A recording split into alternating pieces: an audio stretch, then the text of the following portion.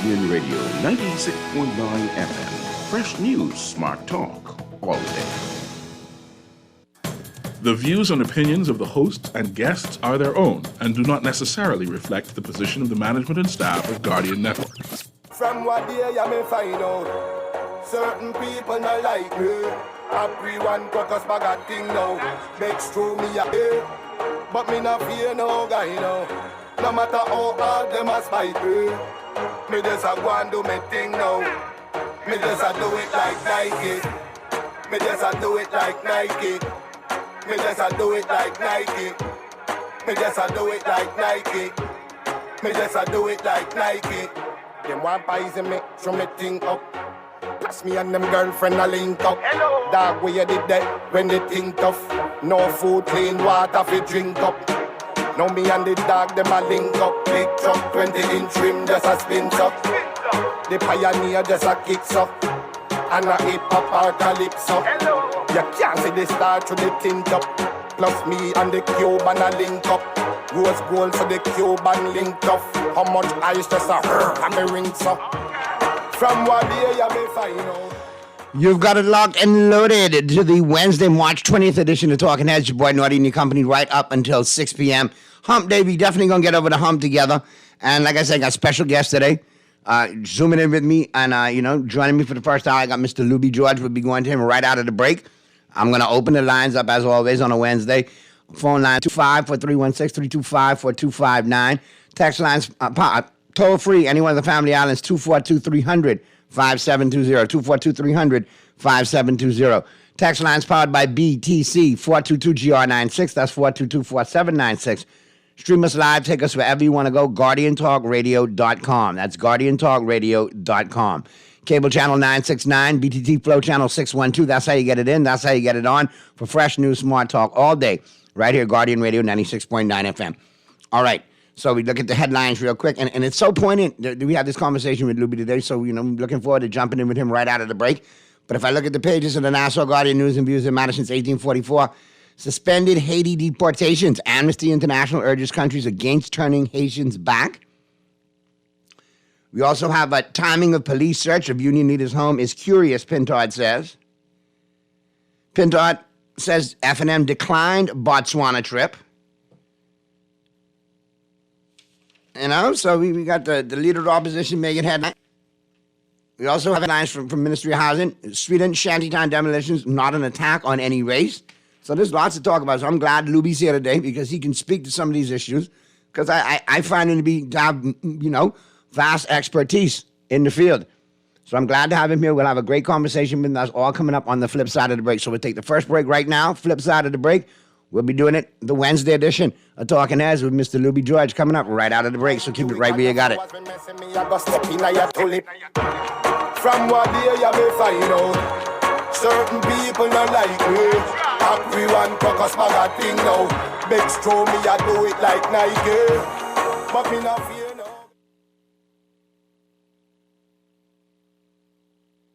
The Grand Bahama News is available every Tuesday in the Nassau Guardian. You can buy your local paper at Freeport convenience stores, Western Bakery, De Gregory's Fine Foods, and Bellevue Gifts. Now is the time to reach your Grand Bahama market with affordable packages, including print and digital. Call GB News sales representative Kavandre at 822-6717 or message him on WhatsApp for ad rates. Classified ads are now available every Tuesday as well. Keep up with everything Grand Bahamian every Tuesday in the Nassau Guardian. Play with Island Games, we making dreams come true. Play with Island Games, we paying more out to you. Don't mind the noise in the market, you getting cash in your pocket. 'Cause Island Games is spicy, and spicy is tradition. So when you play Island Games, we putting Bahamians first, guaranteed to pay. Island Games, we like them other jokers. We've been here from the start, from the bike to computer. Island Games, we gonna make your dreams come true. We playing with Island Games. Cancer City of Hope, creating one of the leading cancer care and research networks from coast to coast, providing more of what you need. More locations means more care closer to home. More specialists means more expertise. More research means more breakthroughs. More advancements means more treatment options. And more options means more hope. Learn more at cancercenter.com. All those loans I had were so overwhelming. Fidelity's debt consolidation loan combined all my loan payments into one easy payment with a built-in savings plan that pays me unbeatable interest. It's time to make that move to Fidelity. Call 356-7764. Fidelity, we're good for you. We need to talk, and it's about something pretty important, your NIB contributions. For nearly 50 years, NIB contributions from hardworking Bahamians have supported families and individuals alike. But Bahamian families have changed. Fewer children. This means less workers are entering the workforce and making contributions. And with Bahamian retirees living longer, pension payments have also increased. As a result, payouts have gone up, continuously exceeding contributions coming in, resulting in a deficit. That's why, starting on July 1st, 2024, both employers and employees will have to pay a little extra to sustain this national lifeline. The July 1st rate increase is our way of ensuring that NIB benefits are available for generations to come. We all have a role to play, and it starts with investing in tomorrow today with NIB.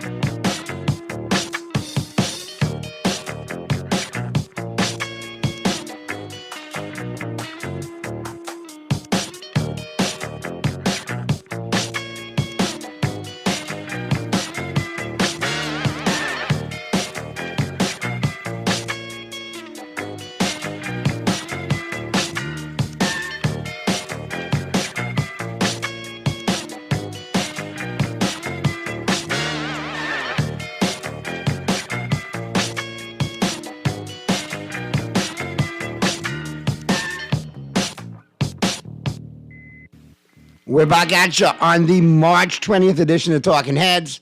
Your boy Naughty and your company right up until 6 p.m.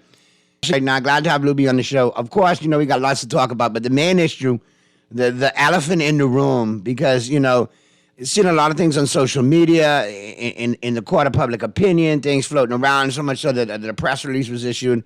So I want to welcome Luby to the show. Luby, how are you and yours, my brother? Welcome back. I know you're no stranger to the show. How are you and the fam doing, man?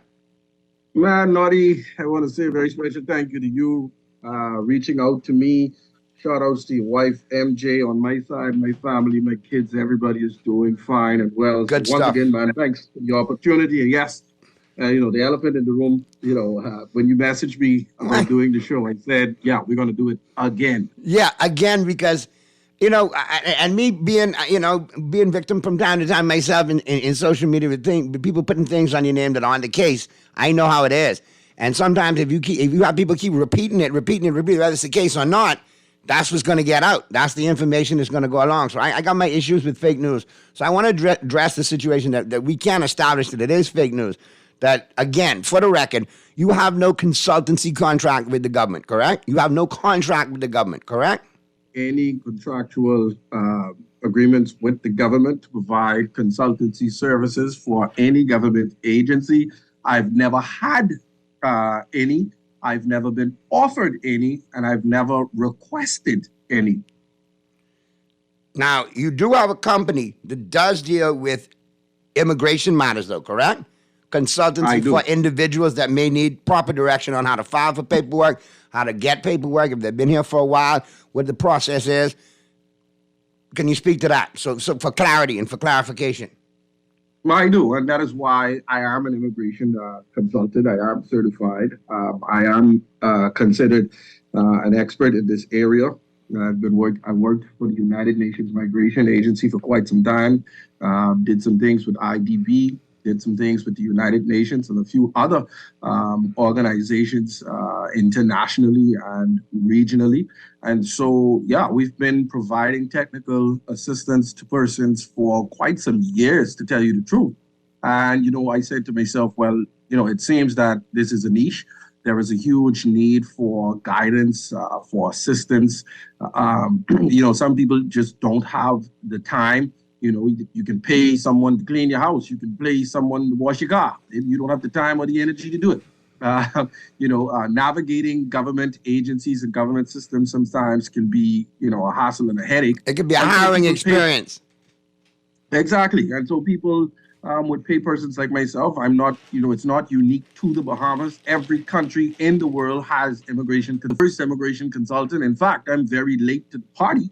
And so, I don't see what all of the hullabaloo is about. You have sponsors who are going through the renewal process for, work permits for their employees or seeking to hire persons for the first time. And they would need assistance, in obtaining the right form, which documents they're going to need, ensuring that these documents go to the relevant agencies, because you have some foreign documents that have to come in. They need to be verified. They need to go to some consulates and some embassies. There's some documents that needs to go to our Ministry of Foreign Affairs to be legalized and verified also before they can go over to the Department of Immigration. So it's a huge gamut of documents and different rings that people have to jump through, and they just pay persons like myself. And I mean, when I look at it, I mean, like you said, it is no strange occurrence. It's happened before. It happens in other places in the world.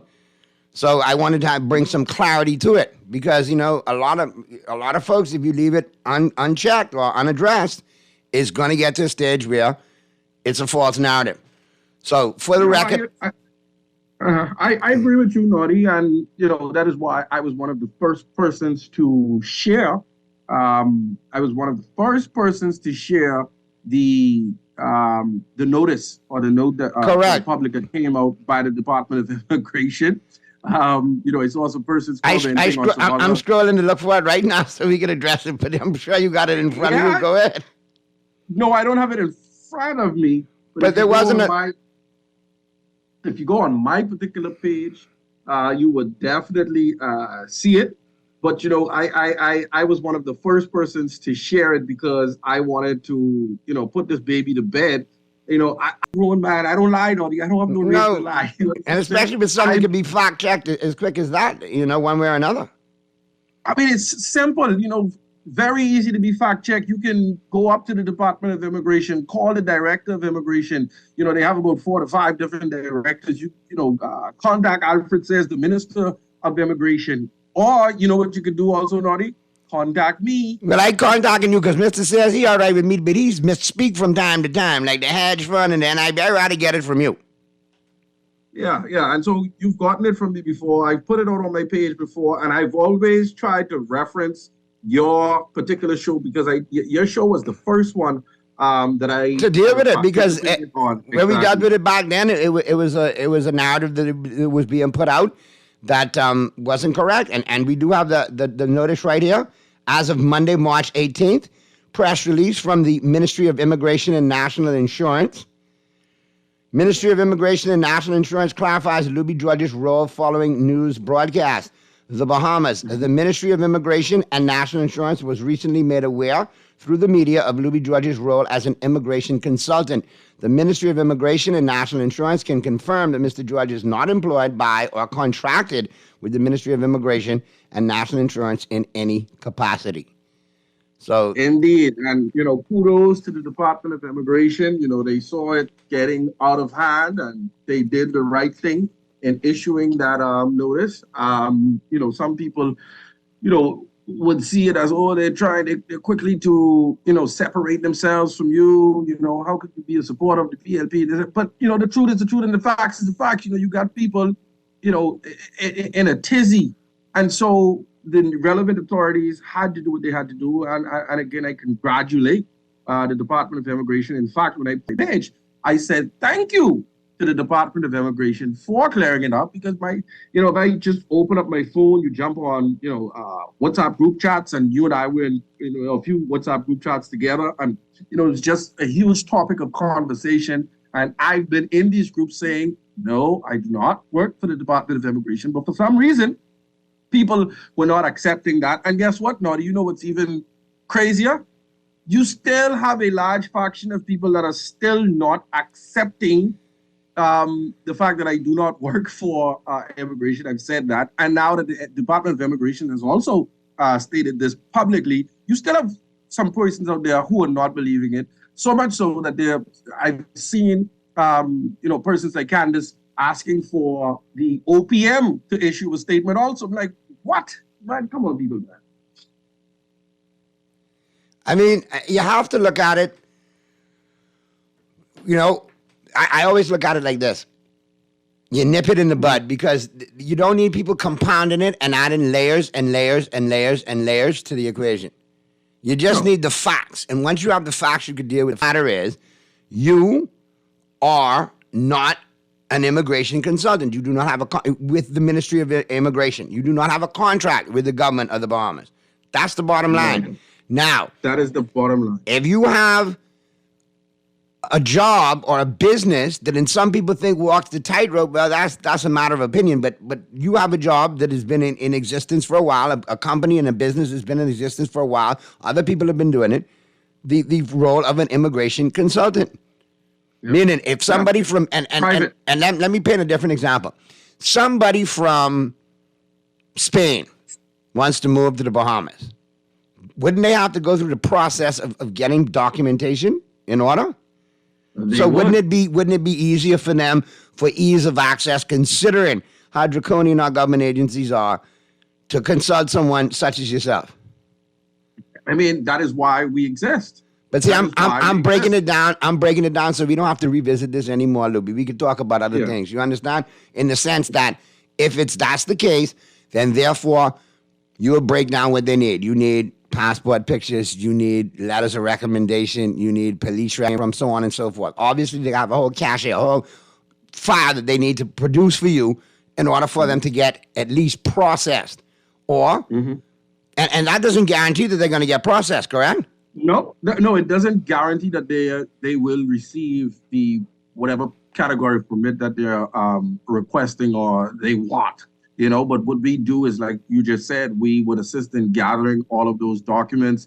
If there are any documents that are coming this way that are in Spanish, in the case of a person from Spain, we would ensure that we get a licensed, certified Spanish translator to translate those documents into English, have those English translations verified and legalized. If they need to go to the Bahamas Foreign Affairs to be verified, we would send those there also. Once we have that full package together with the necessary forms, the sponsors, their signatures, their request letters, we then, on their behalf, can make our way to the Department of Immigration and submit said application. And then we turn over the receipt and the acceptance slip to the sponsor, and they can take it from there. And they just wait because their phone number and their emails will be on file. And so every communication moving forward, the Department of Immigration, the persons who will be stations or, who needs to conduct the interviews, they would have the necessary phone numbers and the email addresses, and they would know who to contact. So our job is simply to facilitate and to ensure that they have the right documents and they pay the proper fees and they understand exactly what they're getting themselves into. And also from the beginning point of it, to help them to know exactly which category of permit they are eligible in applying for. All right, so I think we've kind of put this to bed now. I mean, I think we don't want to beat the dead horse to death. I mean, I think it's obvious we proved the point that you are not contracted by the government. So that rumor needs to be unattached and detached from your name because you're not. Now, I do need your opinion on a few things though, immigration related, because obviously, as you know, a place is very near and dear to you, and a lot of people don't know. You were born in the Bahamas, correct? I was born in the Bahamas. Listen, I see some crazy things out there with people saying I came over here at the tender age of 10. Yeah. Somebody else said I came I saw that one too, and I was like, I remember distinctly on numerous occasions talking at a Human Rights Bahamas function, a couple other functions, and on my show, Luby clearly said. Listen, you one only need, listen, if they want to do a verification check, please take your time, go in the Camp Road area or go to the Uriah Macri Primary School, go to L.W. Young Junior High now, go to Doris Johnson, go to the various places that I have held employment, go in Camp Road, St. James Road proper, near the Pilgrim Baptist Church area. Listen, I watched all of that church, develop from a tiny little church. I watched the public park, the whole urban renewal, all of the things that you can see now in the Camp Road and St. James Road area proper. Listen, all of that developed in front of me from Bush to where it is now. There still needs some improvements need to be done. But however, if you want to, you can go to the area and you can check any of the elders. And they can attest that the Luby born here. Man, and listen, amazingly, I often try to say to Haitian people on one end, guess what? Bahamians do not hate Haitians. Y'all need to stop saying that, because based on my experience, personal experience, yeah, you got some crazy people here and there. Yeah, you have some prejudice and, discriminatory individuals, but we cannot paint an entire people, with a brush or based on our experiences with one or two individuals. And as per my experience, Naughty, and especially growing up in the Camp Road area, it was all love. We didn't have this whole Haitian Bahamian thing. And I'm sure people in Angliston, Fox Hill, in the Grove, and Carmichael, and some other areas, they could attest to the same thing. I had my Bahamian friends who, family hail from Exuma and Long Island and some other places who we grew up with in the Camp Road area, and we were all up in their houses. And guess what? When my mommy, was a Haitian lady, when she cooked, the Bahamian kids were there, or some of the Bahamian neighbors would come over, and, we just lived as one. We ate together, we laughed together, we drank together, we played together, we went to school together, we went to churches together, and now as adults, sadly, we go to funerals together, we go to weddings together, we still congregate, we still socialize, and it's still the same love, and there's no difference between a Bahamian and a Haitian to us, where I grew up in Camp Road. Let's go to the phone lines real quick. Talking Heads. This is talking away so long with you, Naughty. Bremen, how art thou? What's going on, Bremen? I'm right here, Holy. I'm right here listening to you all. I have a little problem with what was said. Now, I also grew up in Camp Road, right? St. James Road and stuff like that. My grand-uncle was one of the deacons of Pilgrim Baptist Church. I do not know one time when that area right there was very much bush, and I am 70 plus. So I wish Luby could, if that's Luby, Bremen, could explain that, right? Like I've said, my granduncle Heyman Benaby, who was living in Lion Road, used to drive pilot the glass bottom boat, was the deacon there. From a little child, my daddy used to take us up there, right? So I never knew when that was bush. I wish he could explain that some more, because like I've said, I don't want to say my age, but I'm going to say it anyhow. I am 77. Well, I boxing out an island game today. Thank you, Bremen. 3 ball and 4 ball. Thank you. No shame there. But my pride is. If Bremen wants me to... But Bremen, what I'm going to do, Bremen, is I'll let Luby respond, all right? So I'll let you go, but... Go ahead, Luby. Yeah, no. The Pilgrim Baptist Temple Church grounds itself wasn't the bush. It was directly across from there where you have all of that curry, dirt, and rock where they have the parking lot. The majority of that was bush. The 3 government homes that was built along with the public park through St. James Road, and there's only one public park through St. James Road, all of that was bush, and directly across from it. I grew up in the area, man, born and raised. The Bulls on top of the hill. Lion Road was my stomping ground. When we had the Eastern Region boys and girls basketball program, we would play on the Shirley Street Park with Eddie Burrows. The late, great Eddie Burrows used to work for BEC then, and he was a mentor in the community with the basketball program. We used to play on the St. Bede's basketball courts, and we used to play down on Salem. So it used to be the teams from 5 Palm Lot. There used to be teams from St. Bede's, teams from down by Uriah. There was a St. James Road team. There was a Balls Alley team, and there was a 5 Pound Lot team. And guess what? Naughty, during that time, I out now, I think part of the reason that I feel free, and others feel free and liberated when walking through Camp Road, despite the name that the area has, it's because of programs like that we had back in the day, where there was that socializing and camaraderie. Every Saturday, Eddie would have all of the boys that were growing up in the Camp Road area at large playing basketball together, and then mixing and mingling the teams, so that you from way up Balls Alley, but yet now you're on a team with somebody from down Uriah Mackey side that normally plays on Salem Park. And so now that we're a team, we're getting to know each other, we're laughing, we're playing for one another. I'm pulling for you, you're pulling for me. And that caused there to be those long-lasting relationships. I got to ask you this, because I've had multiple texts saying the same thing. And basically the gist of it is, Naughty, can you ask Luby to just post this birth certificate or, passport rather than saying go visit a neighborhood? I understand, that he's proud of where he came from, but, proof is in the pudding.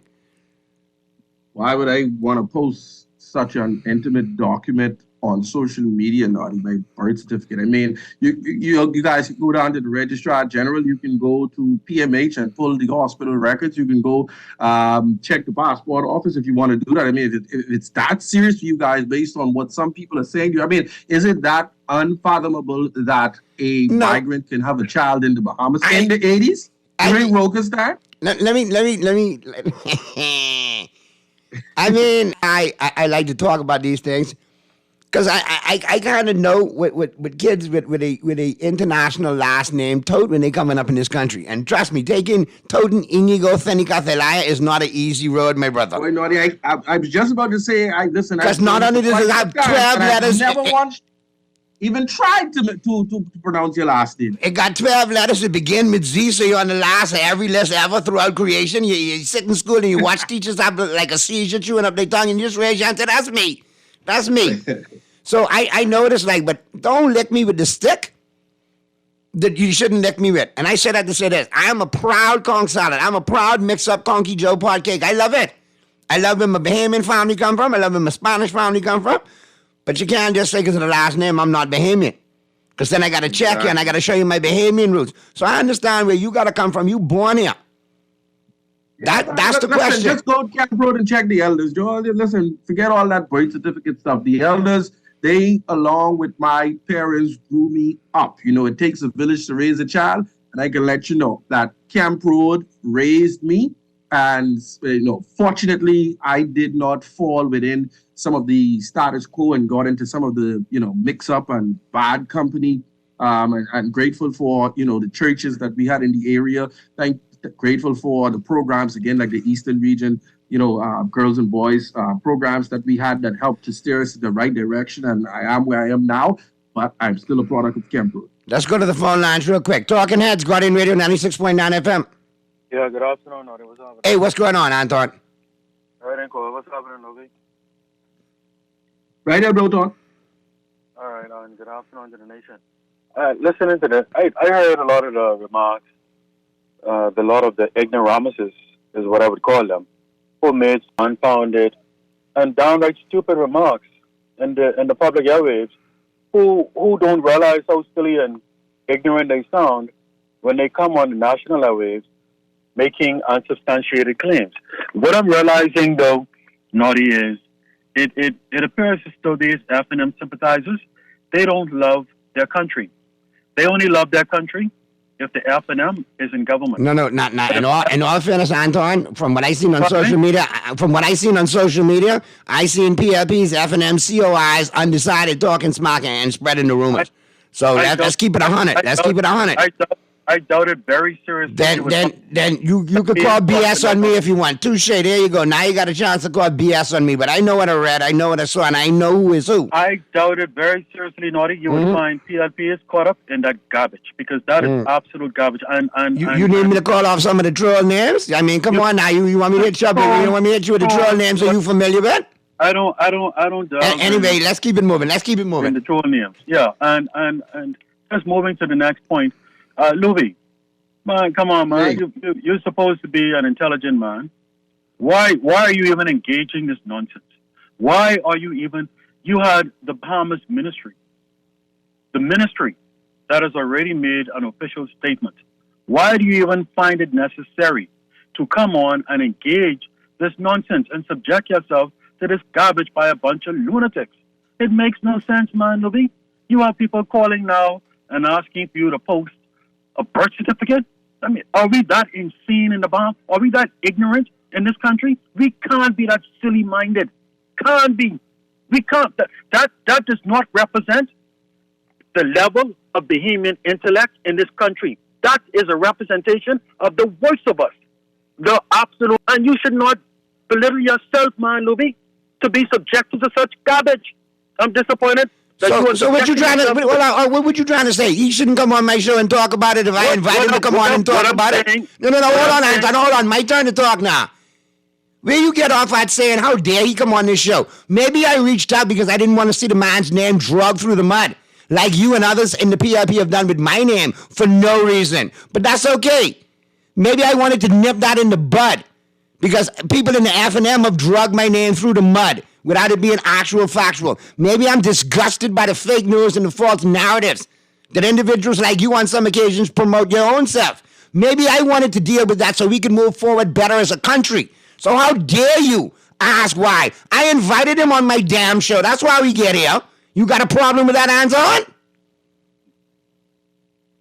Huh? Because it doesn't make sense. Do you have a problem? No sense. Why? If the man's name is dragged through the mud and I can't get an honest answer from some individuals in this administration or in the opposition, I can go to the horse. Because I can't ask Alfred Sears, wrong on the hedge fund, wrong on NIB, the poster child for misspeaking. So I'm going to go to the horse, all right? So don't Muhammad went to the mountain or the mountain came to Muhammad, okay? Because I afford you plenty platform where people don't even want you to be on. And you are right with me. But how dare you check me, boy? Because when it's time for you to get a shot, I'll point out, this platform is all GOOD good. But when your coin get mashed, you want to come with idiocy like that? No, boy, Anton. Not today. Not today. Now go ahead with Luby. Is he still there? Sorry, Luby. You understand what I'm saying? But you see, that's the mentality right there why we can't get ahead. This blind, yellow, and red party foolishness, man. Anton is my boy. You understand? You are my boy, Naughty, and I, started off by saying thank you for the opportunity because it is an opportunity. But it speaks to the disingenuous nature of Anton when he's ready, because he's been lobbying on all these talks. Give it a break, get the right news in. So when you try to do it now, you want to condemn you for that? You understand what I'm saying? Like, we're helping to put this baby to rest so that we can focus on some other things. Also, Naughty, you gave me an opportunity to help to inform and to educate those that don't understand what it is that an immigration consultant does. Correct. You have scores of people that have probably never heard of an immigration consultant in their lives and don't understand what it is. And so you afforded that opportunity so that we can, moving forward, when people would hear such terminology, they would be able to decipher and to understand that, guess what? An immigration consultant doesn't mean that the person is is a consultant for the Department of Immigration. Immigration is... The average is real. That's why we're trying to do that too. You know what I mean? So people, like you say, could be enlightened and informed. That's how I took it. So, I took it back, also with Anton trying to say, I felt kind of slighted on your behalf also to say, why would I entertain such a thing? But, you're the talk show host. You invited me. And of course, you would, I trust you. You're a professional. You know what you're doing. And so this isn't about gossip or trying to, infiltrate ourselves into the foolishness that's happening out there. In fact, this is the complete and total opposite of that. We're trying to correct the narrative, inform, educate, and try to help persons, to focus and let's just worry about what we should at the end of the day, as opposed to these fickle things distracting us. There's other questions I want to ask you. That you as a Bahamian and me as a Bahamian and you as a Bahamian Haitian descent, we want to know. Especially especially dealing with the Amnesty International. Didn't get to talk to you on that yet. A couple other things that you could enlighten people on. Anyway, let's go to the phone lines real quick. Talking Heads. Hey, good afternoon. How you doing? Hey, good afternoon. Yeah, what's going on, Luby? Right here, bro. What's good? You see them there you talk about, right, Luby? A family in Canberra that lives on the main road, and basically, like in the 80s and the 90s, I know everyone from Wolf Road straight to Balls Alley, right? I was born in 86. You probably would have been a little younger, because I can be 60 in August, right? And I realized, me and you share a lot of things together because you said Anglican to grow up. You know, I could identify with what you're saying, right, Luby? As far as the relationship between Haitian and Bahamian. When we was growing up, it wasn't like how, you understand, we never hear all this BS. We used to play together. I telling you. And the people who live in there, it was Haitians around, we used to play together, do everything together. You understand what I'm saying? So I don't know where this narrative come from, but I can identify with that. But here's where the problem lies for me, right? I'm a Bahamian, and my allegiance lie to God in the Bahamas. So what I'm saying is, I could see you sound like us. I wouldn't focus on you. You understand what I'm saying, Luby? You didn't have to come on the radio and explain to me what a consultant is, because I knew that before they even posted that. But what concerns me is, why should the Bahamian people, I'm not into Anton, and I'm not giving a comment on what I'm saying. Everybody is an ignoramus somewhere in some discipline. Why is it that the Bahamian should take for gospel what somebody says? Hello, there's such things as lies and whatever, and we see the JP system, etc. We can't rely on that. We have an AI system that can be implemented to retroactively prove fraud. It has nothing to do with you. Yes, so I don't want to hear this BS about gospel from a human mouth. But what I am noticing, Luby, is I'll try to be as euphemistic as possible. The question is then becomes you as a consultant or anybody else, even I as a consultant, right? Same thing with the court system. I come into contact with people at immigration on a daily basis. I develop a rapport or whatever. So for me, and then, people affiliated to lodge, et cetera, et cetera. Why are you trying to tell me how to think here? I'm saying it's all a racket. It's like a chance for people to make money, and you know people better. Anybody can be familiar with people, so you're facilitating things faster. That's all I'm saying. It has nothing to do with you. It's just a thinking mind. I don't know who's behind, but, I was insulted by Anton, and who he decides to get to be the arbiter of truth, and who is, the decipher, you say what is right and what is wrong, or what is ethical and not, and who determines that? We are human beings. People deceive one another. This is how people get strong, by deception. Everybody deceives. I'm not saying you doing it, Luby. But yet, as I tell you, I grew up in the Grove, and I can identify to you what you're talking about. All right, you remember that I was born in 1964. And you sound like us, so therefore you're one of us. And so there's nothing wrong. The question is, where does it lie? I'm not in fear of the, you know what I mean? But what I'm saying is do you recognize that we have a numerology problem with the Haitians, Luby? Here in the Bahamas. Do you recognize that? Break that down. Hello? I see, we have a number problem. The Haitians are getting too much in numbers. Do you recognize that as a problem for us as the Bahamians? And that can be twofold, and that's no, it's a not topic. Luby. No, that's a topic. Listen to me. Just go online and Google. That's a topic for discussion. Illegal migration on the country. Then that's all. You have to read it. Okay. All right, 52. Good stuff as always. Wasn't specific. No, it wasn't specific. I think what 52 was trying to get at was at this point in time, I don't think we could facilitate taking any more foreign nationals from any country the way we are in our own predicament. I think that he was getting at. But like you say, it's a topic for discussion. Yeah. I'm on record of agreeing with that. In fact, I'm on record of saying the exact same thing. I did an interview with ZNS today. I don't know. I'm not sure what time they're going to play it. They're probably going to play it tonight. Where I spoke to that based on where we're at right now, currently, with the limited resources, the way we're managing, the policies that we have, the way they're structured and are set up right now without infrastructure and yada, yada. Yes, we know that they are basically barren lands and not barren lands, but basically they are, islands with, low population. And as a result of that, it doesn't make sense for investors to really go in and to do some things. We're underpopulated. Some people would argue. We understand that as it pertains to migration management, that is where we fail, Noddy. Migration management. We fail at that. A big fat F at migration management. And as a result of that, I would definitely agree that we are not in a position to take on any huge numbers of persons from anywhere, including Haiti. Boy, I'm saying that. I hope people listening, boy. I tell you, boy. Anyway, let's get these last two calls in real quick. Why quick. don't they, let them record this? No, it is recorded. It could always be replayed. But there's two models we got to go by in this country now. Read Bahamas and Listen Bahamas. We got to start putting them on T-shirts. Read Bahamas and Listen Bahamas. Let's go to the phone line. Listen to what we want to. Talking Heads. Good afternoon, Noddy. Afternoon. Yeah, I hope what Anton just did was enough for you to bar him completely from your segment of your show. And I would hope that the Guardian Radio will not allow him to talk on any talk shows ever. He should be barred for life. That's all I have to say. I think I could work out a trade. Maybe we could trade Sparky reinstatement for Anton suspension. All right, caller. I don't think it's like that, though. I like to hear from everybody, man. You know, that's one thing. It's called Get to Talk now. Whether you agree with what they're saying or not, that's entirely up to you. Let's go to the phone lines again. Talking Heads. Yeah, Naughty, we don't hate you. You're just naughty by nature. GNN, what's good, my brother?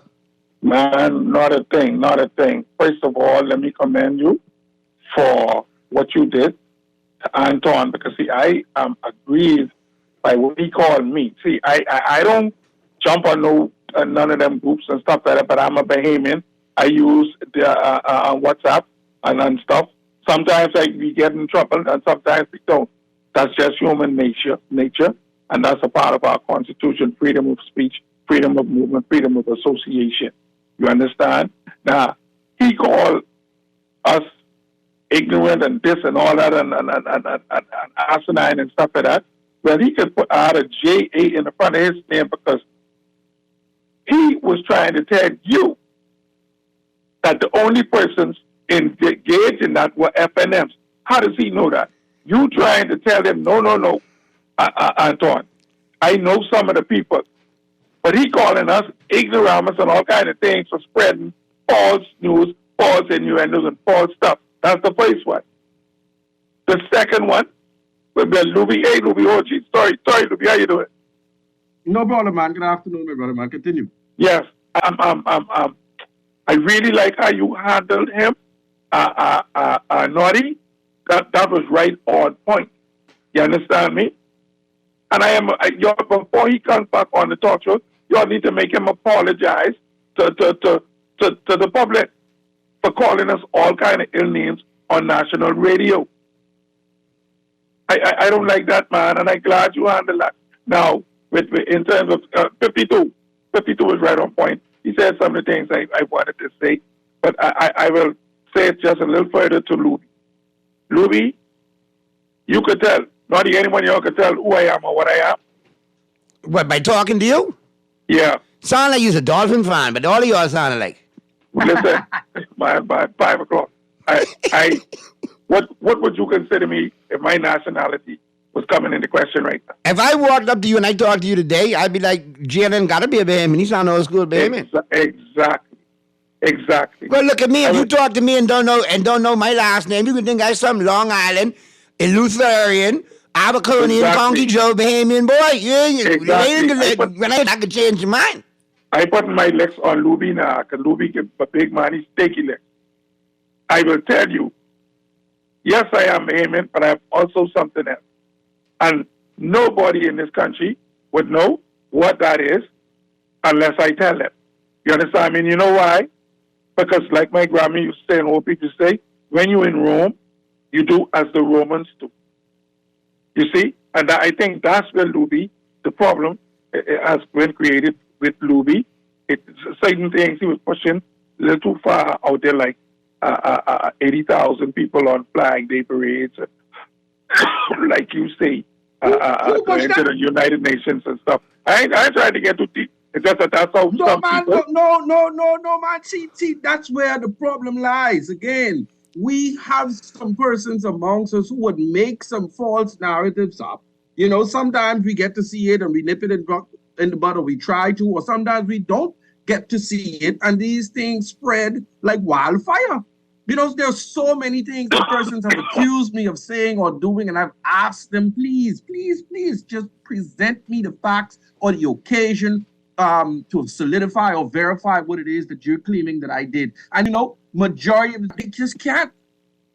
I ain't called to offend you or nothing like that. I'm just trying to show you. No, I'm not saying that you're offending me. No, I'm just saying, don't try to put nothing on me that I've not done. This whole 80,000 and this and that. No, the charge affair from the Haitian embassy was calling out numbers. Not me. Well, I even ain't gonna get into that because if my memory serves me correct, I remember you was involved in that. But we could apply, but leave it alone.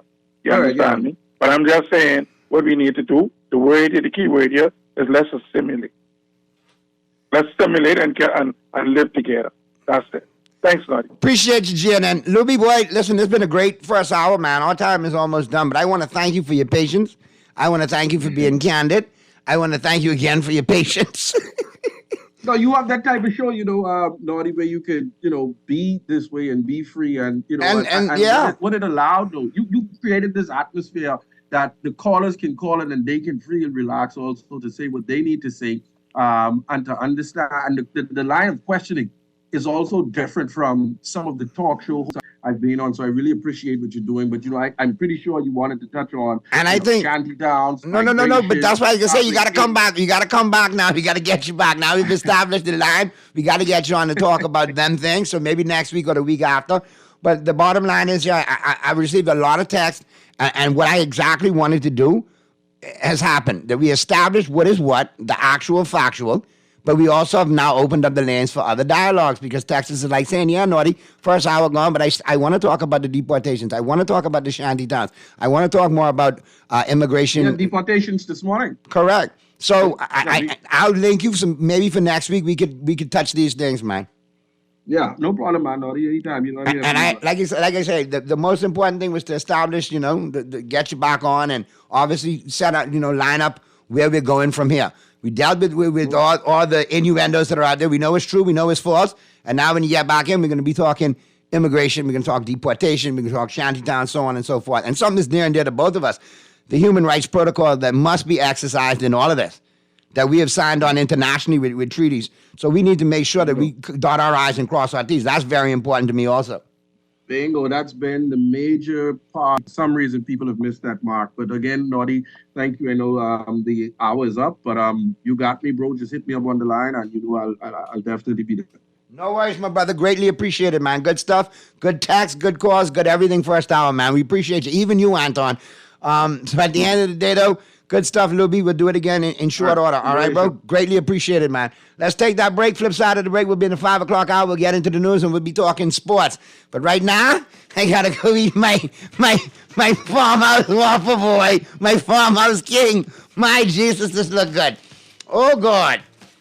Burger King, you done it. You done it again. Mark Carter, thank you. Pearly, you better hurry up, get in studio boy. Eat this one, too.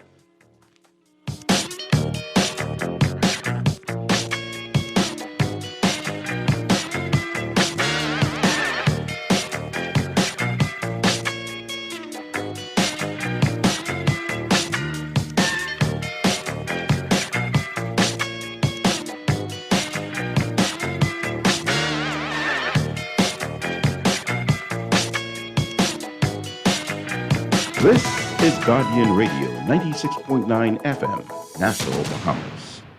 Enjoy the flavors of summer with a mega-sized KFC combo and get a secret code for a chance to win. KFC and Pepsi is giving away daily beach bundles of a KFC bag packed with KFC shades, a bucket of 25 KFC whole wings, and a 2-liter Pepsi, plus a weekly cash prize of $1,000. Whether it's original recipe, spicy, or barbecue, get your favorite KFC combo today and mega-size your summer fun. KFC Nassau, it's mega finger-licking good.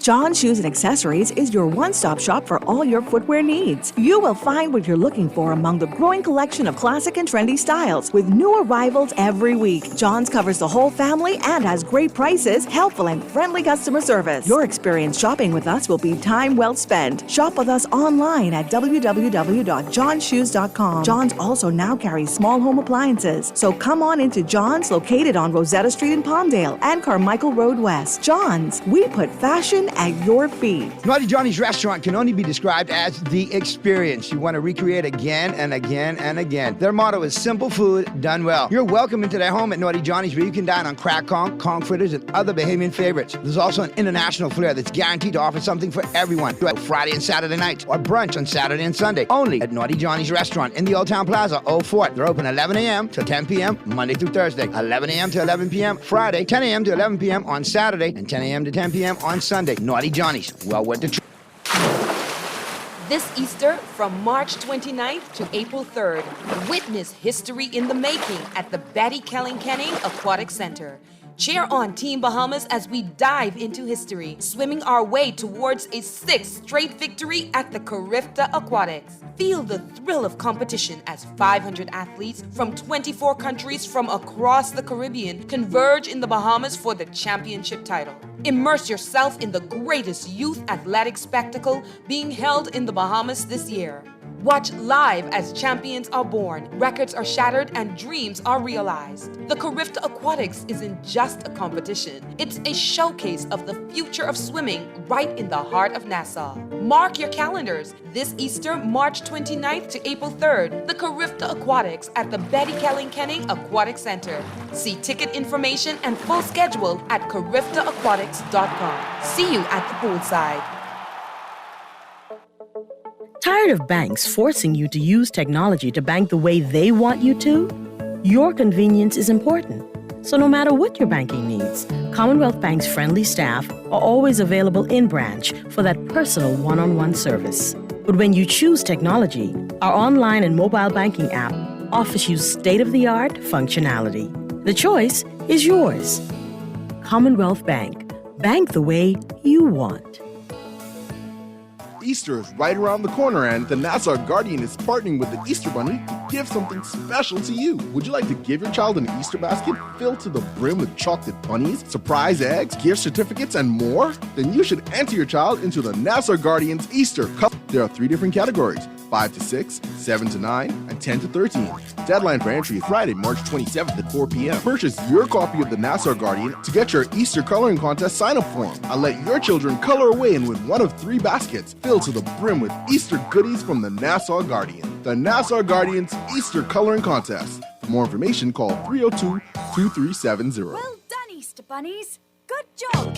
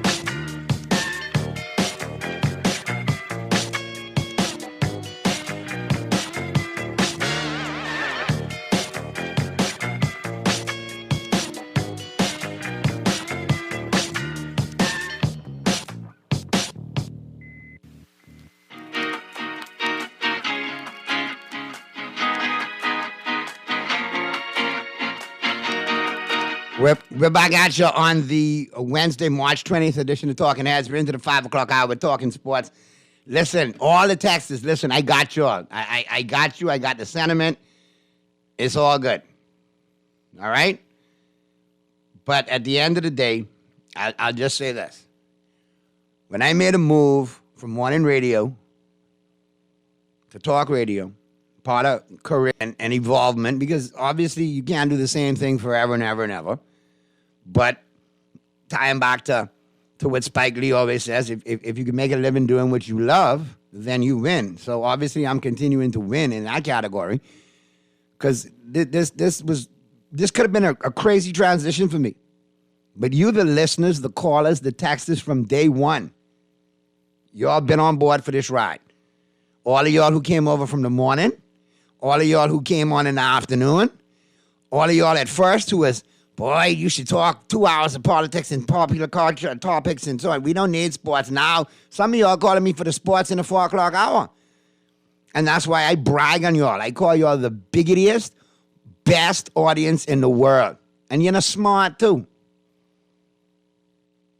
So I'm not going to let anybody just insult you like that. Because without you guys, none of these shows go around. I mean, they could go around, but I mean, it wouldn't be as fun. And let's be real, we have fun every afternoon from 4 to 6. And remember, I'm a comedian. I take nothing personal. Nothing. Okay? You try dealing with an audience every night that could turn on you at any given second. If they don't like a joke over you go with it. Trust me, I don't take it personal. But at the end of the day, I will defend what needs to be defended, and I'll call right what right is and wrong where wrong is. Spade a spade. And, you know, Pearlie just put up with it. I put up with it because we know how Anton go. But y'all don't have to put up with it because your contributions are just as important as anybody else's. Whether you're in the highest office in the land or if you on Skid Row and you won't call me, it's all good. Blind, crippled, crazy from 8 to 80. You know how I roll. It's all good. So, Naughty. Yeah, go ahead, Pearlie. Yeah. I was trying to finish up something and I just actually finished. What did I miss? Update me a little bit, please. Let me best describe it to you like this. You remember when Kobe used to play Ruben Patterson? Yeah. Oh, yeah. He got Patterson, that's all. Oh, okay. He got a dose of Mamba mentality today, that's all.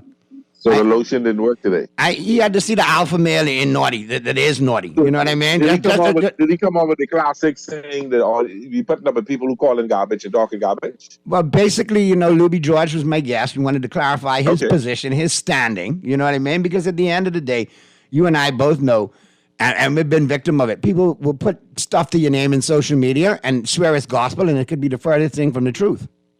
Yeah. But you have your name and your reputation, and you cannot let anybody sully that at any point in time. So Luby had his opportunity to express himself, and he did a great job in it. And it's opened up the avenue for more dialogue, more productive dialogue regarding immigration and so on and so forth. But oh boy, Anton had a problem with him being on my show. My show, Pearlie, our show. Why would Anton have a problem with him being on the show? But that's my point there. This show is good enough to let Anton wax poetic about whatever he wants to wax, but now we shouldn't have somebody on. What is it with this administration that they don't want information out, or pertinent information, or relevant information, or actual truthful information out there? What's the problem? You see what they did today? They shut the house down prematurely today. Well, I missed that. Just how you missed the 4 o'clock hour, I missed that because I was running errands. Oh, God. They had a debate today on voting fees. Oh, the opposition. Very interesting to know that on Friday we're gonna have, for a portion of the show, we're gonna have Mr. Peter Morey from the Marinas and the Yacht Association, and we're gonna talk about them boating fees too. We need to get a copy of the bill because they cut the debate short and passed the bill and adjourned the house. But my problem is, with that, and I technically can talk about it since angling and sports fishing falls into this category. There are numerous sports fishermen that come over from Florida and the surrounding areas and put on Instagram how they come in and fish out our water, so on and so forth. Are they paying boating fees? Are they paying fishing fees? Are they paying none of that? Paying what? They go in the water fishing, go back. And only then, time anything is said to them if a defense force pull on the side. But Pearlie, you gotta connect the dots and all this. You know how I always say connect the dots, right? I say it early so you can start connecting the dots now. So when it hit the fan later, you followed it and you know how it got there. But be very, very, very aware of these boating fees. And next is gonna be marina fees. And watch who could be making the plays in those areas. And I can leave it just like that. But remember I told you. All right? Now let me deal with this phone call and then we can talk sports. Talking Heads. What's up? What's up, man? How y'all doing? What's going on, St. Pete? You know we had to wait to hear from you today, St. Pete. You on the bridge in Tampa? Where you at? Man, I crossed it, but that 4 o'clock hour was dope, boy. Woo! I thought he I don't know why you do that every day. Hey, I don't know why you do that every day. I'd wait till that traffic die down. No way. Listen. St. Pete got a routine. He's going to get the food on one side of the bridge and eat it in traffic going over to the next side. Then he's got the libations when he reaches the next side. It's a system. Okay, I can live with that then. Okay. I'm finna stop and go get some lotto, man. This Powerball, got a little hot up there. I'm going to go buy a few tickets, you know what I'm saying? Don't be plotting on my Powerball money there, St. Pete. That's mine. That's earmarked to me and my wife. I only want to... I'll take a piece of the pie, man. I don't want it all. I mean, I'll take it all, but I'll take a slice. I'm greedy. Man, like that guy yesterday, I'm a call back and let him know why I'm a Laker, why I'm a Cowboy. First of all, my last name is Dawson. That's all I have to say. Tony Dawson. Tony, when he came in the league in '77, I was 15 years old. So I used to tell people that's my cousin. So that's why I love the Lakers. That's why I love the Cowboys. And I watched that game against Magic and buried them in the NCAA final back in '79, and I was a Magic fan from then. And after that, I said, I'm going to follow this guy when he gets to the NBA. And that's how I became a Laker. And I ride and die with those two things. Well, I'll be honest with you. I've been the Yankees from Thurman Munson them days, Lou Piniella, Reggie Jackson. I'm old school. I ride and die with those are my three favorite sports teams, okay? Well, I'll tell you how I got linked to the Cowboys. I was watching the Super Bowl. My late Uncle Meredith and his first wife, my Aunt Jeannie, she was from Pittsburgh originally. So they used to send me down all the Pittsburgh Steelers. Yeah, they were watching the Super Bowl. They were here visiting, everybody watching the game. And I was like, I really don't like this Pittsburgh team, but they be talking too much about this Pittsburgh team. They almost as annoy me as much as my grandpa, the Dolphin fans, talking foolishness, but perfect season and all of that. But I don't like none of these in here. And I started looking at the screen, and there they had the game to win. Roger Staubach drops back. He throws a perfect pass to Jackie Smith, hit him in the worst place possible, the hands. He drops the ball, and Vern Lundquist on the call looks at it, and they got him in the end zone just looking at his hands, crying. And he goes, bless his heart, Jackie Smith has to be the sickest man in America. And I gravitated, and I say, you know what? I can start pulling for that team for the start. They good, they can come back, and they can win. And sure enough, a year later, from the University of Pittsburgh, oh, the irony, came Tony Dorsett, one of the greatest runners in the history of NFL. Top 5 easy. Top 5. You think so? Yes, buddy. I got a Tony Dorsett jersey. Frame. Walter Payton. Emmett, stop. If you go to the top of the running back list, checking all the boxes and the growth of running backs is Emmitt Smith. Don't you dare say it any other way, Pearly. I won't allow you. But be honest, if Barry Sanders didn't retire... Hey, hold on. Barry Sanders, Walter Payton number 2, Barry number 3, because Barry's a quitter, and I don't recognize quitters. I really don't. No. I don't know if we call him a quitter, but anyway. But Barry's there at number 3. Jim Brown. They didn't want to release him. Jim Brown, and after Jim Brown, you got an argument. You could say Tony Dorsett. You could say Marshall Faulk. You could say a lot of dudes. You could throw Eric Dickerson in that equation. Hold on. You could throw Simpson. You can't. We won't allow that. You and I may allow it. We're talking what he did on the football field. We ain't talking about what he did out there. We're talking what he did on the football. O.J. Simpson. He used to kill people on the football field too, Pearly. Why you set me up like that, Pearly? Too early for jokers. Yes, too early for jokers. But to where you stay with your team, and that's why I've ridden and ride or die with the Cowboys. And to your Magic Johnson point, I saw the finals with Bird and Magic. I was interested in Magic coming out of Michigan State. Couldn't stand Bird because he could talk smack. But oh boy, when he ended up with the Lakers, and I saw him tell everybody, "Hey, relax, Kareem hurt, but I could win this championship for y'all." 42 points, 12 rebounds, 10 assists. Man, for God's sake. But I was a Laker before Magic, so I ain't worried about that. But that's when I became a Laker. 50 plus years. 50 plus years for 3 of my team. Magic was my guy coming up, and then it went from Magic and Kareem, actually. That carried me a long way. And then I won't tell you a word of lie. The later on down. Magic brought hope back to me because after Bill Walton swept us and embarrassed Kareem, Magic came back and brought hope to the team. And then, like I told you, as far as the Kobe angle goes, like Magic was my guy. Kareem was my guy. I was a Laker. But boy, I tell you, I watched that McDonald's All-American one day, and I saw that 17-year-old Kobe Bryant just do his thing. And everybody was like, boy, this guy's going to be awesome in the league. I watched it in Charlotte. I went outside. I come back. I didn't tell you what I was doing outside, but I was out there for a minute. I come back in.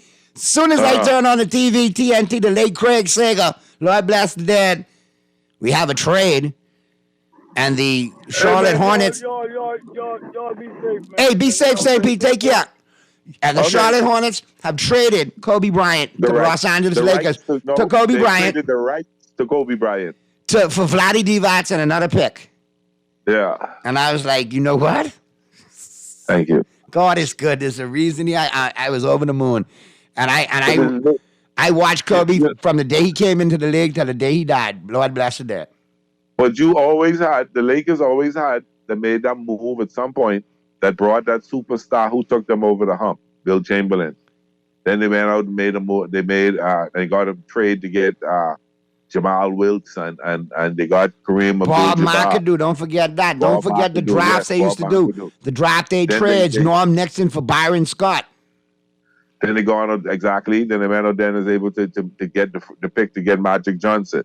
Then they went to flip to get the pick to James Worthy. And, you know, they did things. And that was all Jerry West, too. That was all Jerry, though. Jerry was one hell of a GM.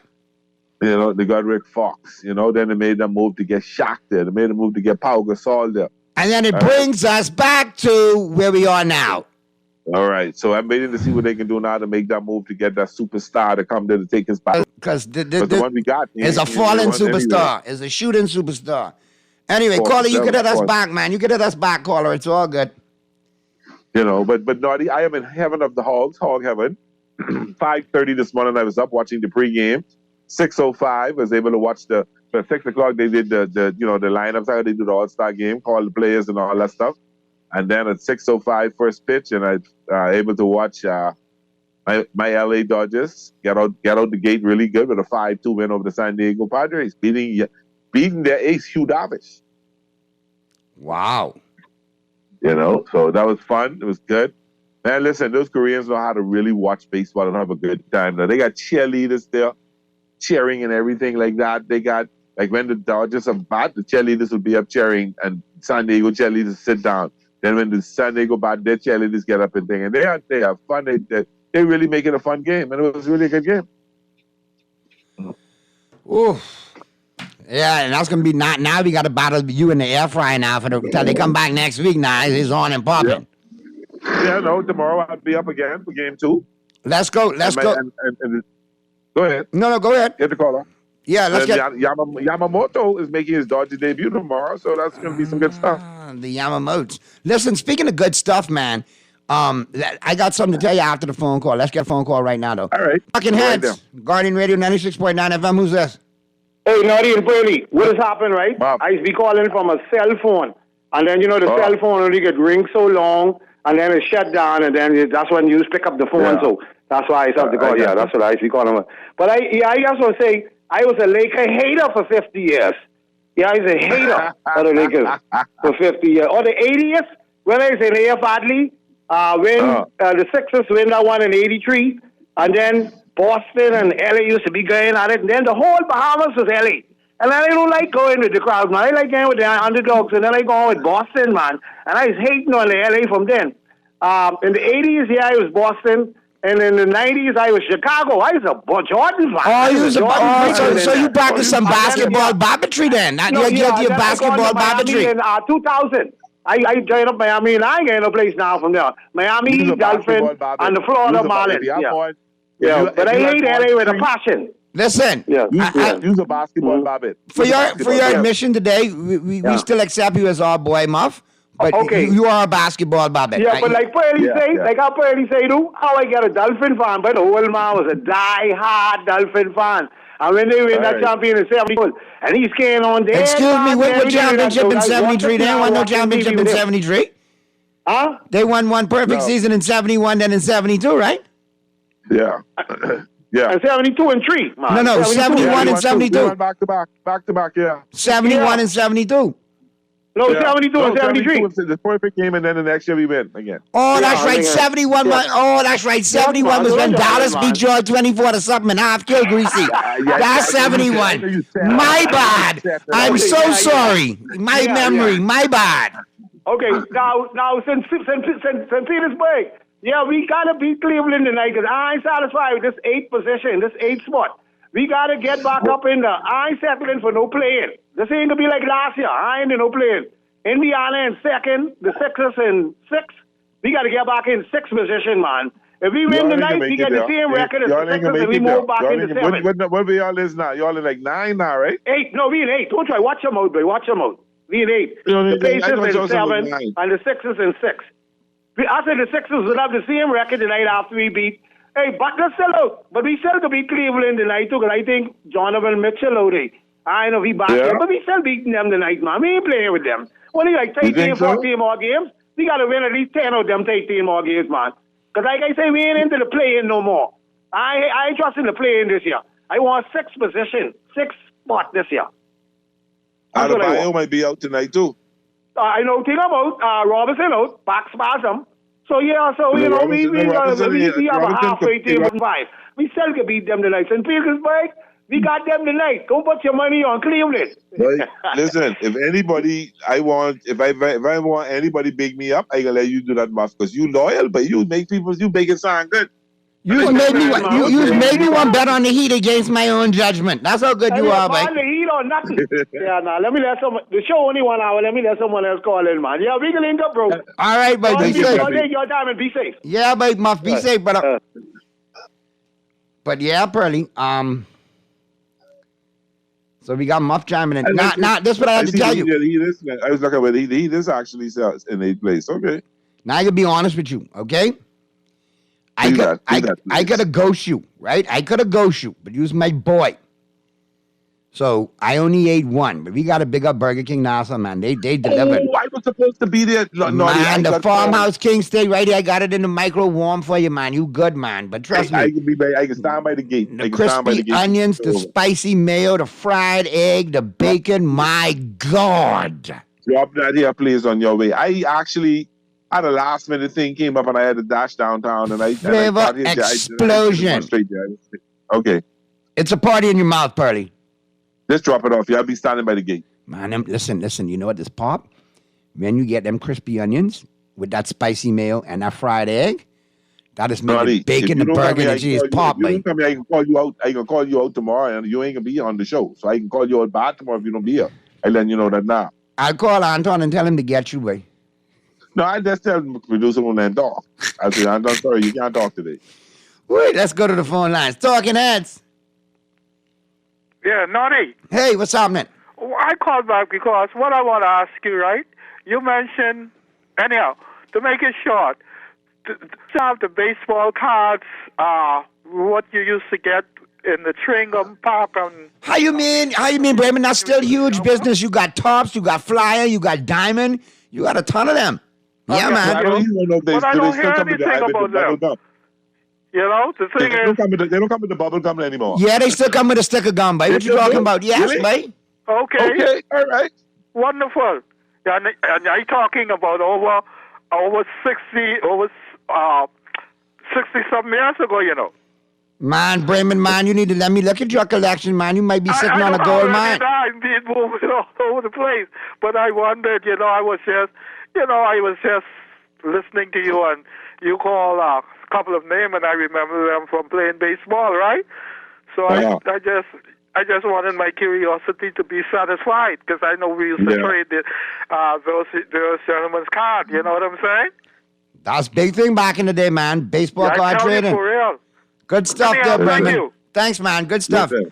And don't forget, it's Whopper Wednesday over there at your favorite Burger King Nassau location as well. All right, you got that $5.95 Whopper going on, so be sure to check that out. One more call, Pearly, and then we get right back to you. Talking Heads. Okay. Talking Heads. Talking Heads. Yes, not. So naughty. We'll get beat again tonight. All right, St. Pete, we can send that through to you, boy. Boy, St. Peter Muff got this thing going on, boy. St. Pete versus Nassau, Muff versus St. Pete, boy, I tell you. Message back and forth. We got to take them to a Dolphin game next year, Pearly. But yeah, I can get that farmhouse to you, man. That is off the chain. Props to BK Nassau. They off the chain.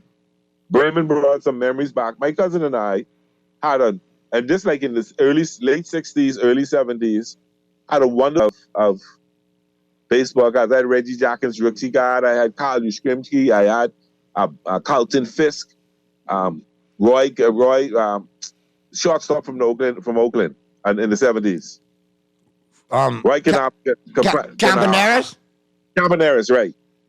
Reggie, we had all these cards, and we didn't know at the time, but that had no value to us. We used to actually go to school and flip the cards to win other people's cards. So I had these cards. So 10 years later, 11 years later, my aunt had a son. So he's like 11, 12 years younger than us. So one day we gave him the cards. Say, listen, have these cards, have fun with them. cleaning up. He decides he don't want them no more. So he throw them in the dump. Man. So like, just every year I see him, I remind him how he probably threw away $150,000, $200,000 worth of cards. Yeah, that's a lot, boy. When I tell you, I had some good stuff. All right, some good stuff. I had what was the Cuban pitcher for Boston? Louis Tiant. I had Louis Tiant card. Boy, Louis Tiant had a wicked delivery, eh? I had Don Sutton card. I had Sandy Koufax, Tom Seaver. Boy, you had lone pitchers, boy, Pearly. Johnny Bench. I had Johnny Bench. I had Joe Morgan, Tony Perez card, and my dad had this, and this is one of those cherished cards, Roberto Clemente. And all these cards. Boy, Pearly. Let me give it to my cousin. And I but me and you could have been sitting there counting money to this day, my brother. But anyway. I'm not going to call my cousin name, Eric, but I gave him these cards. What's your cousin name was? Eric? The name you wasn't going to call is Eric? I'm not calling his name. But I heard you say Eric. I didn't say that. What you heard? Where you get it from? You must hear things. Okay, but anyway, right now, this is from the NFL Players Association. This may be a game changer. The players oppose any attempt by the NFL to implement a rule prohibiting a swivel hip drop tackle. While the NFL Players Association remains committed to improvements to our game with health and safety in mind, we cannot support a rule change that causes confusion for us as players, for coaches, for officials, and especially for fans. We call on the NFL again to reconsider implementing this rule. So the players have spoken out against the swivel tackle rule. There's 3 minutes ago. Explain the swivel tackle. The NFL Players Association released a statement opposing any rule that prohibits the swivel hip drop tackle. Now, the best one that I can tell you is the swivel hip drop tackle is they come in behind, they swivel down behind you, and pull you down at an angle where they're behind you. Yeah, and it's like they're sliding and pulling you down. Correct, and it's similar to, it looks like a horse collar tackle from the waist rather than from the neck. Okay, yeah. The players have been injured, all right?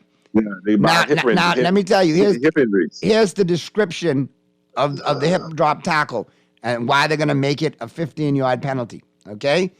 If the defender grabs the runner with both hands or wraps the runner, weights himself by swiveling and dropping his hips and or lower body, landing on or trapping the runner's legs at or below the knee. If you do that, that is now a 15-yard penalty for unsportsmanlike conduct. The glaring example was the Ravens versus the Cincinnati Bengals when Mark Andrews, the tight end, was injured on a hip swivel tackle. They're using it as the example. You can see his ankle getting destroyed. So that's why. Me personally, I don't need any of my players getting injured by that kind of tackle, period. Because you're dealing with knees, you're dealing with ankles, you're dealing with shins, and some people are never the same from the injuries. But I think the Players Association argument is a discretionary call as to whether it really is a swivel hip tackle. Right. They need to know what is what as far as the rules and implementing and what they can do and how close to the rules they can get. Yeah. All right? Because obviously they know that a lot of people are in the league because they're good at this kind of tackling. A lot of players don't hit you up head on them when they catch you at an angle and try to bring you down this way. But no, do you see how good the NFL is? Yeah, again, we're talking about it. We're in the middle of March. The day's the opening day of baseball. And they drop a rule change that's going to make everybody talk about it. Rule change to change the conversation. Wow, they good. I love them. They good. All right, we got another final. We got a final 12 today. Very interesting. Skip Bayless. Skip. Hot news coming. Brandon Ayuk to the Steelers. The wide receiver? He's been courting them online. He went on and put up a post on X and with Mike Tomlin in his picture saying, we look like twins, don't we? Yeah, but the Steelers pick when? No. It ain't when the Steelers pick. If he wants out, he's a free agent. They'll take some draft picks from him if they know he's not coming back to San Francisco. My mind. My mind ran on somebody else. I got you. Yeah, no, Brandon Ayuk, the wide receiver. Now you put him in Pittsburgh with Pickens and Russell Wilson and Fields. You got two solid wide receivers right there. Plus last year, that's why they let Deontay Johnson go. I think in my sleep and wake last night, and I saw something about ESPN talking something about that. That is on the radar. And listen, a lot of 49er fans are not going to admit this, but they have taken blows in free agency. They've lost a ton of players. They don't have cap space to sign some other ones, and some key ingredients that they thought were coming back. No. You all lost plenty players too. But hold on, Pearly. The players we lost, we weren't going to re-sign. We knew like 2 or 3 of them were going to go with Dan Quinn. We didn't want them anyway. They worked for Dan Quinn. That worked. They worked for Dan Quinn's system. He brought in Curse. Curse wasn't on the team. He brought in Curse. The same way he brought in Curse, and he brought in Dante Fowler. Yes. He could take them to Washington. Not Dorrance Armstrong. I could miss Dorrance. Dorrance was a good key element. He fed off Tank Lawrence and off Micah Parsons, and he used to do a lot of work and get sacks. But we did draft Sam Williams from Ole Miss 2 years ago, and he's a younger version of Armstrong and with more upside. So I understand them letting him go there. Neville Gallimore, who we let go to you. I already told you. I called you. I said, listen, he need a fresh start. You don't remember me calling you right away and saying this could be a good pick for you? You really wanted to lose him? You really wanted to lose Tyron Smith? No, Tyron Smith was somebody that, to be honest with you, we would have liked to do it if the deal was ultra friendly to let him retire a Cowboy. But the Jets gave him more money. They gave him more incentives. Some of them he's not going to reach. But we all know Tyron Smith is not going to play 98% of the snaps for an additional $7 million. All right? That's not going to happen. Y'all didn't want Dorrance Armstrong? No, Dorrance Armstrong was somebody, like I said, because we got Sam Williams in the wings, that became expendable. And he had become more of a Quinn guy over the 2-3 years that Quinn was there. What about Dante Fowler?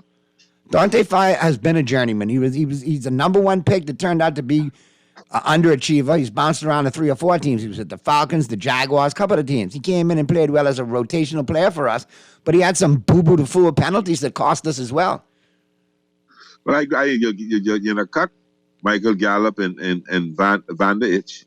Well, Van Der Itch was a medical cut. He cannot play football anymore. His neck is done. So he was going to retire anyway. You guys picked up one player. Now, the reason why we cut... no rumors. Hold on. The reason why we cut Van Der Esch was because if he retired, he wouldn't get $1 million bonus. Jerry and Steven looked out for him, and by cutting him, it forced the $1 million bonus to activate. So he'll get his $1 million bonus, and he's retired. Okay. I ain't worried about Ignom by Ig. I ain't worried about him. Igbahini gone to Washington, too. That's another Dan. That's another Dan Quinn dude.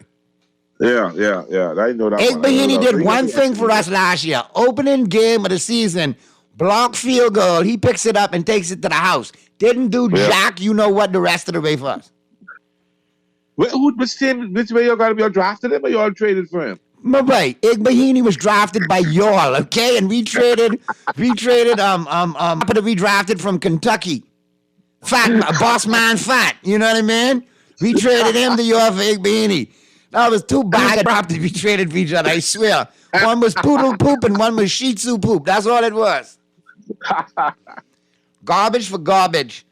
I just wanted to hear you say it. Yeah, I know. Too funny. But yeah, man, I'll be honest with you, though. You got to look at the whole scenario with this offseason, and I'll be honest with you. A lot of teams, some teams got genuinely better.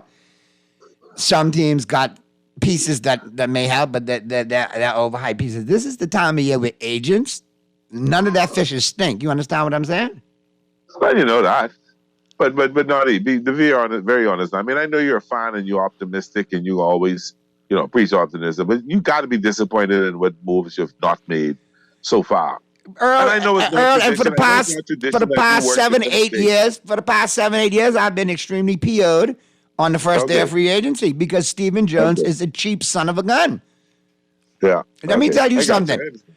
Stephen, instead of going into Polo and busting $1 million, right?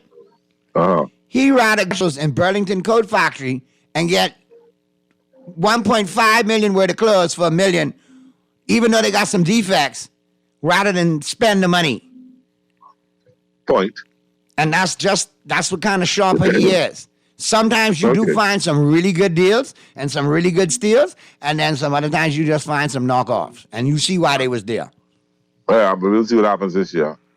I have a very disappointing feeling that Dallas will finish in the second half of that division this year and not in the top half.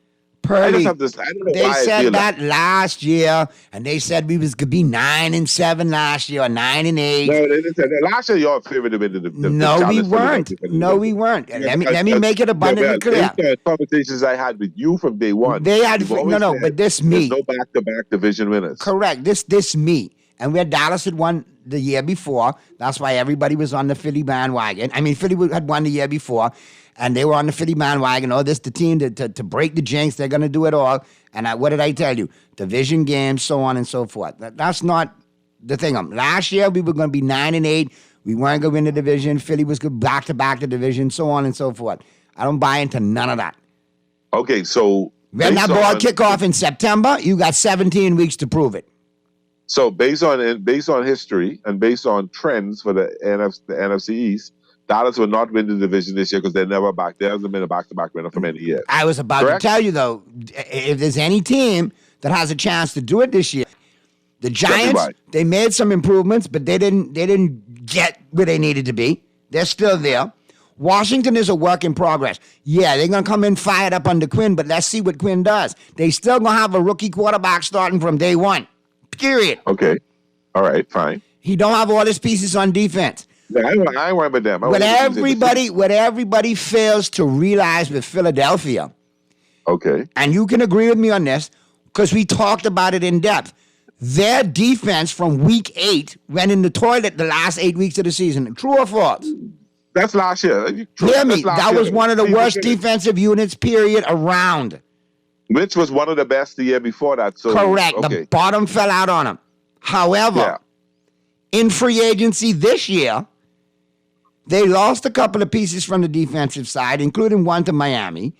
They lost, they brought back Courtney Johnson Smith or whatever, whatever his name is, the three last name dude. Yeah. They brought him back for the secondary. Whoop-de-doo. They only replacing Byard, who they traded a better player for, to get Byard to Chicago. I mean, to Tennessee. So you think that they're weak at 10? They made no adjustments on the defense, Purdy. They spent all their money in the offseason on offense, on Saquon and all of that. So, yeah, you could go ahead and pitch up 35 points. That's wonderful. If you're going to allow 42, I like my chances. That defense ain't falling the bottom half of the... Purdy, when I get off here, I can send you a couple links to look at, and you will be shocked to see how they fell. I was shocked myself. Okay. Because Nick Wright brought up the point the other day, and I researched it after he brought up the point. My God, the Eagles' defense was atrocious. But Naughty, y'all lost a bunch of players too. So even though you say you didn't want them, you won. No, they were role players, and albeit sometimes you need some good role players to make the thing work. Purdy, you know what I'm saying? If you don't have a good second, if the team with the better second stringers or the QB, the LB tools or the cornerback tools or safety tools or the wide receiver tools, they're the teams that win the play because those players are good role players. If you don't have them, which you've lost. Which was Miami's downfall. Miami didn't have didn't have decent backups. Correct. And that's what hurt them. And if you don't have decent backups, you can be, I just wondering, but I'll wait to see how, we still have time. Got another month before we can really analyze. And Purdy, what do you say about the NFL? They're the best in the world because me and you talking about meaningless football right now because we still got the draft, training camp, preseason, all of that is to go through, and we still here talking about it. So you're talking about my Dodgers right now, and I'm here talking about your Dallas Cowboys. I understood. No, let's talk about the NBA games tonight. How about that?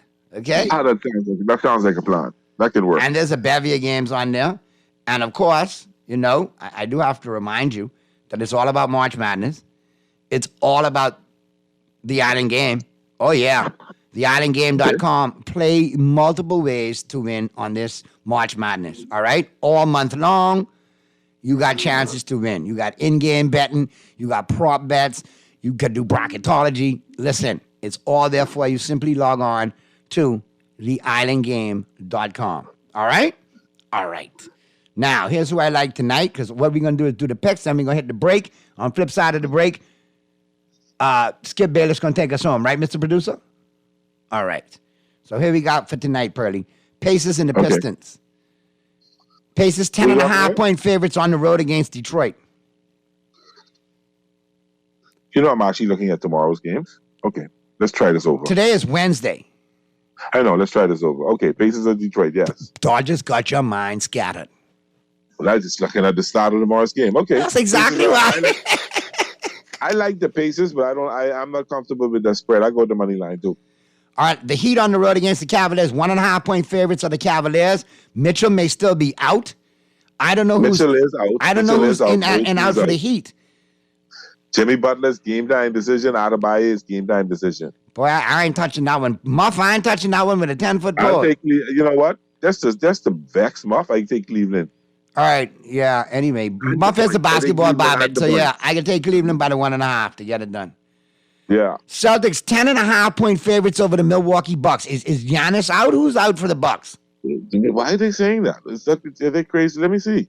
If Giannis is not out and they're not injured, Giannis is out. Brown got an ankle problem. Got a shoulder problem. I'll take the Celtics in the money line, but I'm not touching that 10.5. That's crazy. Yeah, I agree. I'll take the Celtics in the money line as well. I like the Kings to win against Toronto in Toronto, but Toronto's a different animal in Toronto. Plus 11. The Kings may get it, but I play it safe and take them with the money line. Yeah. Another one, Oklahoma City at home by 16 over the Jazz. That's a big margin. I don't know about that, but anyway, okay. I'll take them on the money line as well. Clippers 12.5-point favorites over the Portland Trailblazers. The way Ayton been playing lately, I might take the Trailblazers with the 12.5. Yeah, they may not win, but they may cover that 12.5. I like that, yeah. Warriors minus 11 over the Grizzlies in Oakland. I like the Warriors to win, but I'm not going to. I don't have no 11. That 11 is big. Look like the man trying to make plenty money tonight. Suns by 9 over the 76ers. Again, I'll take the money line. Sixers, I don't know what to deal with them because they won a couple of games they shouldn't have won.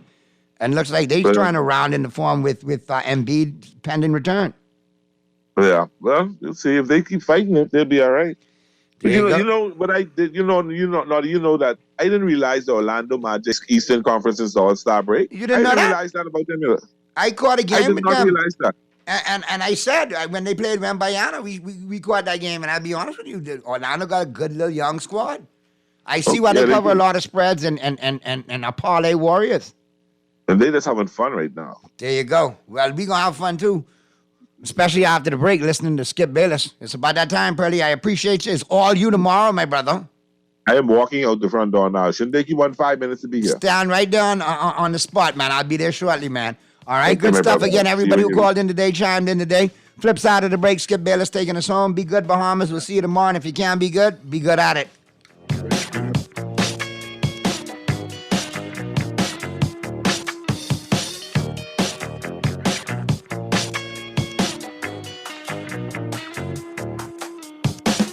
Play with Island Games. We making dreams come true. Play with Island Games. We paying more out to you. Don't mind the noise in the market. You getting cash in your pocket. 'Cause Island Games is spicy and spicy is tradition. So when you play Island Games, we putting Bahamians first. Guaranteed to pay them other jokers. We've been here from the start, from the bike to computer. Island Games, we gonna make your dreams come true. We playing with Island Games. Made exactly the way they should be by someone with chicken in their name. The new Kentucky Chicken Sandwiches feature a 1/4 pound of all-white meat, triple breaded, spicy chicken breast filet on a freshly toasted buttery brioche bun. With your choice of lettuce, tomato, bacon, thick-cut pickles, and the perfect amount of Colonel's real mayo or spicy sauce. Every chicken sandwich is freshly prepared and piping hot. Kentucky Fried Chicken Sandwiches, the only chicken sandwiches that are finger-licking good. Refined style with elegant taste, then fine threads is your place. If you want those slacks hemmed or just taking the waist, then fine threads is your place. If you wanna look suave and debonair everywhere you go, like you're supposed to be in a video, wanna step out and look great, then fine threads is your place. Refined style with elegant taste, then fine threads is your place. Is your place. Is your place. Are you ready for the best of the best? Keep the Vibe Alive Music Group, Alpha Sound Promotion, and Guardian Radio presents the best of the best Rake and Script list for May 11th as Super Club Breezes grounds ignite with Bahamian talent featuring KB, Gino D, Funky D, Veronica Bishop, The Brylanders, Avi, Elon Moxie, and Shine 242. They know if you like waiting. Join the Falcons, Ira Store, Novi Pierre, Johnny Cake, Mama D, Nishi LS, Pat Ramis, Stevie S, and Shad Colley and the VIPs for an electrifying night of music and culture. Tickets are flying, so grab yours now. Available online at BahamaZTickets.com or swing by the Beauty Shack on Soldier Road and Carmichael Road. This is the event of the year. The best of the best Rake and Scrape explosion at Breezes Resorts. Gates open at 6 p.m. Don't miss out on the Bahamian magic. When faced with an illness like cancer, we band together, and we at Cleveland Clinic in Florida have your back. From advanced cancer treatments to extra safety measures at all of our locations, we're with you on this journey. For every infusion and follow-up, for every step of the way, for every care in the world. Cleveland Clinic in Florida. Get the care you need when and where you need it. To learn more or connect with a local representative, visit clevelandclinic.org/Caribbean. 49ers receiver Brandon Ayuk chose an interesting way to end his posting blackout on Twitter or X. Ayuk tagged Steelers coach Mike Tomlin as speculation swirls about Ayuk's long-term future with San Francisco. Ayuk tweeted, "At Coach Tomlin, they saying we twins. What you think?" 93.7 The Fan in Pittsburgh reported Tuesday that the Steelers, quote unquote, have looked into a potential trade for Ayuk, who's under contract with the Niners for one more season, but of course could request a trade if a deal can't be worked out. So Keyshawn, what do you think is going on? Well, I saw the picture of Brandon Ayuk and Coach T side by side. It's a little bit. Yeah. No, a little bit. I think Mike Tomlin looked more like Omar Epps. He does. But I don't think he's sending any sort of message like, come get me. I don't think he's doing that, even though there's a report, like you said, that came out of Pittsburgh that they kicked the tires and sniffing around the possibility of adding Brandon Ayuk. Yep. This is the same thing that happened with Deebo Samuel a couple years ago. And they wind up, Deebo like, I don't want to play here. I don't care. Y'all not trying to pay me. And John Lynch, kind of his negotiating style, as you can tell, is to extend, so to speak, negotiations as long as possible. That's just the way he does his negotiations. If you look at the history with him and guys that are up for contracts, it doesn't happen overnight. Yeah. I mean, you talk about Deebo Samuel. Bosa. You look at Bosa. I mean, he just Bosa missed camp, training camp or whatever. Yeah. So it's not okay. Whatever you say. So I think with Brandon Ayuk, who they desperately need. I mean, he was a 1,300-yard receiver for him last year, and 1,000-yard receiver for him in 2022. He had like 8 touchdowns one year and 7 in another year. So he is very productive. I don't see where George Pickens, you're going to have to address him here real soon because he's a nice player, and he's going to keep getting better now that they got Russell Wilson and Justin Fields, and they got a different offensive coordinator to get him the football. So his numbers are going to go up, his production going to go up, which means his bank account is eventually going to go up. And if Brandon Ayuk is a $27 to $32 million receiver, you can't have another $20+ million receiver. It's the same. You can't, the Cincinnati Bengals, any team that got 2 dominant receivers, you can't pay them that type of money. Well, when you say, well, what about San Francisco and Deebo Samuel? Well, Deebo Samuel is slight. They pay him as a running back. They play him as a receiver. They kind of take and use it that way. And it's a nice number, but remember, they did his contract already. So it's a little bit different. Pickens and Ayuk, essentially, you got to do them around the same time. It'll be tough for Pittsburgh to be able to do. And if San Francisco window is right now the opportunity to win a Super Bowl, you certainly don't want to let him out of the building because you got to replace him with somebody else in the draft that's already passed you up. Okay, I'm going to start with what is Ayuk's value? Open market or to San Francisco as you addressed? I looked it up on Pro Football Focus, and I have respect for their grading system. They graded him as the second best receiver in football last year to Tyreek. That's pretty great. Then I look at what's around him. What other weapons do they have in San Francisco? Well, I'll start with the biggest weapon. It might be Kyle Shanahan. His play calling, his system, the run game makes a lot of things work when you get when they start just slashing you with the run game, as we saw that last play in that 42-10 game. Obviously, did we do it yesterday? The game in San Francisco where they just ran Dallas off the field. Okay, it starts there, but then I look at Ayuk, and he does have Debo, and he does have Kittle, and Juwan Jennings. Every time I look up, he's making another big catch.